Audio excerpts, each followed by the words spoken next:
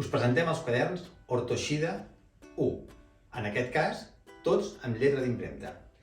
L'objectiu d'Ortoshida 1 és treballar l'ortografia valenciana per primer de primària.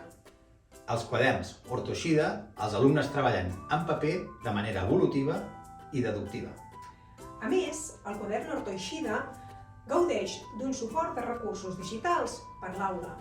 Tindreu accés directe des del vostre ordinador. Cada docent té el seu entorn amb un codi privatiu. Us presentem les eines digitals d'aquest quadern. Ara accedim al llibre digital de primer. El primer recurs que hi trobem són els quaderns digitalitzats, així com el seu solucionari. El segon recurs són els audiodictats. Altres recursos que hi trobem són els vídeos amb quiz. I el darrer recurs és exclusiu per docència, que són el quadre competencial i els indicadors operatius.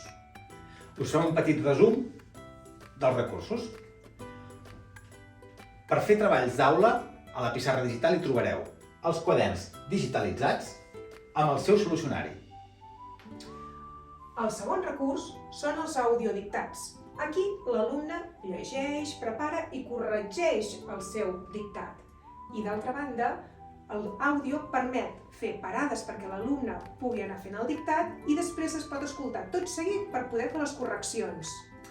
Els següents recursos són els vídeos amb quiz, pensats perquè l'alumne vegi l'ortografia d'una manera lúdica amb preguntes grupals d'aula.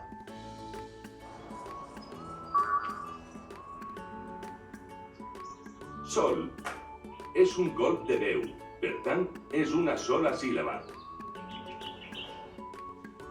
El darrer recurs és exclusiu per docència. Estem parlant del quadre competencial.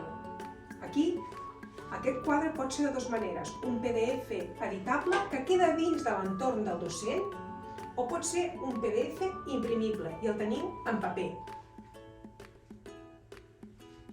L'editorial és conscient que estem davant d'un quadern de 48 pàgines d'ortografia valenciana. Però també som conscients que volem donar les màximes eines als docents i per això hi hem inclòs els indicadors operatius unitat per unitat.